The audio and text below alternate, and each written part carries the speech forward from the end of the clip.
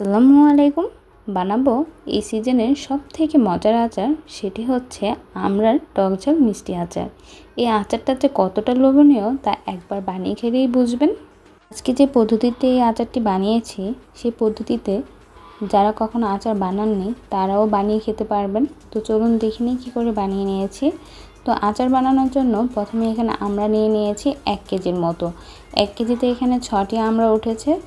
আপনারা চাইলে বেশি বা কম যে কোনো অনুপাতেই আচারটি বানিয়ে নিতে পারেন। তো প্রথমে আমড়াগুলোকে খোসা ছাড়িয়ে তারপর কেটে নিয়েছি। কেটে খুব ভালো করে ধুয়ে একটি পাতিলায় দিয়ে দিয়েছি। দেখতেই পারছেন, আপনারা কিন্তু যে কোনোভাবে এই আমড়াগুলো কেটে নিতে পারেন আপনাদের ইচ্ছা। তারপর চুলায় বসিয়ে দিয়ে তার মধ্যে দিয়ে দিয়েছি 1 কাপ পানি এবং হাফ চা চামচ লবণ। লবণটি একটু মিশিয়ে নিয়ে তারপর ঢাকনা সহযোগে এই আমড়াগুলোকে ততক্ষণ পর্যন্ত রান্না করে নেব যতক্ষণ না এই আমড়াগুলো খুব ভালো মতো সেদ্ধ হয়ে যায়।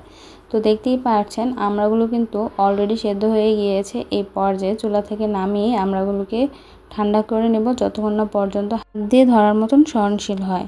যখনই হাত দিয়ে ধরতে পারবো ওই পর্যায়ে এই সেদ্ধ করে নেওয়া আমড়াগুলোকে এভাবে কুচলিয়ে ভর্তা করে নেব।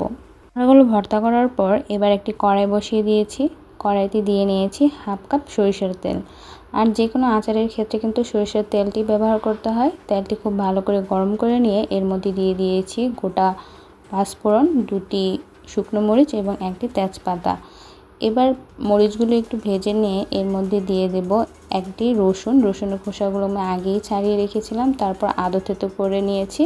আচারের ক্ষেত্রে কিন্তু বাটা রসুনের থেকে আদা থেতো করে নেওয়া রসুনই বেশি ভালো লাগে। তারপর থেতো করে নেওয়া এই রসুনগুলো হালকা বাদামি কালার করে নিয়ে এর মধ্যে দিয়ে দিচ্ছি 2 টেবিল চামচ পরিমাণ চিনি।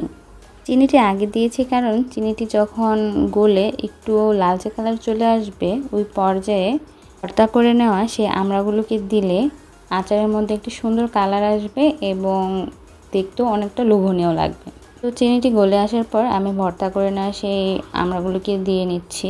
আর এখানে শুধু কিন্তু আমি চিনি ব্যবহার করব না, চিনির সাথে কিন্তু আমি গুঁড়ো ব্যবহার করব। তাই এখানে কিন্তু প্রথম পর্যায়ে আমি 2 টেবিল চামচ পরিমাণ চিনি দিয়েছি। চাইলে কিন্তু আপনারা শুধু চিনি দিয়েও আচারটি বানিয়ে নিতে পারেন, কিন্তু আমি কিন্তু শুধু চিনি দিয়ে আচার বানাই না, চিনি এবং গুড় দুটিই ব্যবহার করি একসাথে। তো ভর্তা করে নেওয়া আমড়াগুলোকে তেলের মধ্যে ভালো করে মিশিয়ে নিয়েছি। এবার দিয়ে দেব গুড়। এখানে আমি ঝোলা গুড়টি ব্যবহার করছি। আর এই গুড়টি কিন্তু আপনারা আপনাদের স্বাদ অনুযায়ী ব্যবহার করবেন। আপনারা যদি টক একটু বেশি খেতে চান সেক্ষেত্রে গুড়টি কমিয়ে দিবেন, আর টক যদি কম খেতে চান সেক্ষেত্রে কিন্তু গুড়টি বাড়িয়ে দিবেন। হাতের কাছে যদি ঝোলা গুড় না থাকে সেক্ষেত্রে কিন্তু খেজুর গুঁড়ো দিতে পারেন, কোনো সমস্যা নেই। তো গুড়টি দেওয়ার পর খুব ভালো করে মিশিয়ে নিচ্ছি। এবার আমি অন্যান্য উপকরণ এক এক করে দিয়ে দেব। তো প্রথমেই দিয়ে নিচ্ছি হাফ চা চামচ পরিমাণ বিট লবণ, 1 চা চামচ পরিমাণ সরিষা গুঁড়ো। চাইলে কিন্তু আপনারা সরিষা বাটাও ব্যবহার করতে পারেন। সেক্ষেত্রে কিন্তু আমড়ার ভর্তা তেলে দেওয়ার আগে সরিষা বাটাটি দিতে হবে। তারপর দিয়ে দিয়েছি তেলে নেওয়া হাফ চা চামচ পরিমাণ পাঁচফোড়ন গুঁড়ো এবং 2 চা চামচ পরিমাণ চিলি ফ্লেক্স। তারপর খুব ভালো করে সবগুলো উপকরণকে মিশিয়ে রান্না করতে থাকবো যতক্ষণ না পর্যন্ত চিনি এবং গুড়ের পানিটি টেনে যায়। এভাবে নাড়তে নাড়তে আচারটি রান্না করতে থাকলে একটা সময় দেখতে পাবেন যে একটা লোভনীয় কালার চলে এসেছে এবং চিনি এবং গুড়ের পানি আর নেই। ওই পর্যায়ে বুঝতে হবে যে আচারটি হয়ে গিয়েছে। নামিয়ে নেওয়ার আগে আবারও 1 চা চামচ পরিমাণ চিলি ফ্লেক্স এবং হাফ চা চামচ পরিমাণ পাঁচফোড়ন গুঁড়ো দিয়ে নিয়েছি। তারপর আবারও নেড়ে চেড়ে নেব। আর আপনারা যদি বছর জুড়ে সংরক্ষণ করে এই আচারটি খাওয়ার জন্য বানান সেক্ষেত্রে কিন্তু অবশ্যই একটু সিরকা ব্যবহার করবেন, এতে করে আচারটি দীর্ঘদিন ভালো থাকবে। তো আচারটি কিন্তু রেডি হয়ে গিয়েছে, এবার আমি নামিয়ে নেব। আশা করি আজকের এই আচারের রেসিপিটি আপনাদের কাছে ভালো লেগেছে। আমার এই সহজ এবং লোভনীয় রেসিপিগুলো আপনাদের কাছে ভালো লাগলে অবশ্যই আমার ভিডিওতে লাইক দিয়ে আমার পাশে থাকবেন। সবাই খুব বেশি ভালো থাকবেন। আল্লাহ হাফেজ।